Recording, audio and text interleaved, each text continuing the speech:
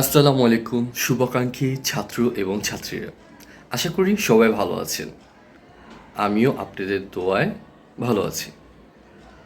আজকের পর্বে আমরা আপনাদেরকে কিছু বাক্য শেখাবো, যে বাক্যগুলো হচ্ছে মাস্ট এবং হ্যাভ গট টু দিয়ে ব্যবহৃত হয়। আনুষ্ঠানিক নিয়মাবলী অথবা সতর্কতা বোঝাতে মাস্ট এবং মাস্ট নট ব্যবহৃত হয়। যেমন arrangements of accommodation must be made before arriving in North Korea.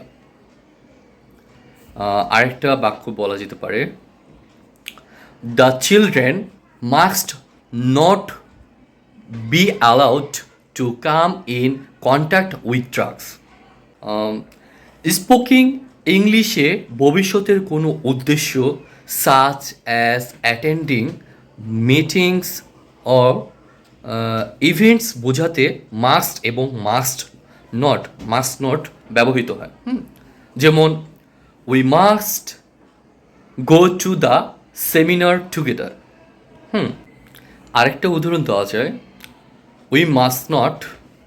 We mustn't spend much time in the concert.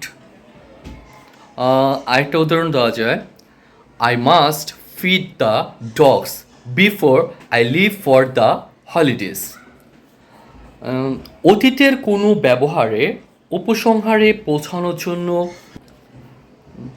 Must plus have plus past participle ব্যবহৃত হয়। যেমন he must have স্পোকিং to the principal before living the school.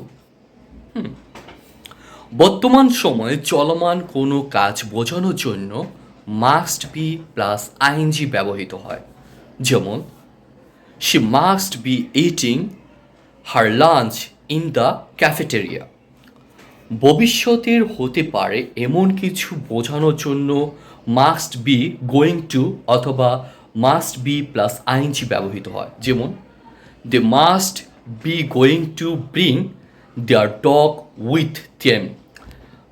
তাছাড়া আরেকটা উদাহরণ দেওয়া যায়, the event must be happening next Sunday. বর্তমান পরিস্থিতিতে কিছু বোঝাতে মাস্ট বি অথবা হ্যাভ গট টু বি ব্যবহৃত হয়। যেমন he must be 30 years old। তাছাড়া আরেকটি উদাহরণ দেওয়া যায়, they have got to be twins.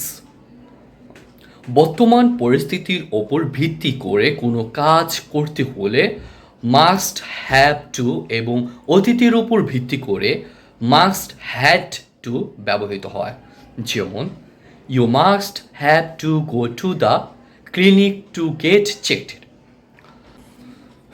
তাছাড়া আরেকটি উদাহরণ দেওয়া যায়, he must had to go through a lot of travel in the past. কোনো প্রশ্নের উত্তরে নেতিবাচক কিছু আশা করলে হ্যাভ টু কিংবা হ্যাভ গট টু ব্যবহৃত হয়। ফর্মাল সেটিংয়ে মাস্ট ব্যবহৃত হয়। যেমন do you have to attend all the classes. তাছাড়া একটি উদাহরণ দেওয়া আছে, have we got to attend all the classes. আরেকটা উদাহরণ দেওয়া আছে, must we attend all the classes. Have to অথবা হ্যাভ গট টু কয়েকভাবে ব্যবহার করা যায়। Frequency adverb always, never, normally, often, sometimes এর সাথে হ্যাভ টু ব্যবহৃত হয়। যেমন I normally have to take the bus to work. অতীতের কাজের সাথে হ্যাড টু ব্যবহৃত হয়। যেমন I had to call her because it was an emergency. Have contract I have হলে have এর পর got হবে। যেমন I had got to attend the meeting first thing in the morning. যেমন আরেকটি উদাহরণ দেওয়া যায়, you have got see the new movie of Christopher Nolan. দেখা হবে নতুন কোনো পর্বে। সে পর্যন্ত সবাই ভালো থাকুন, সুস্থ থাকুন, ইংলিশ মোর প্র্যাকটিসের সাথেই থাকুন। ধন্যবাদ সবাইকে।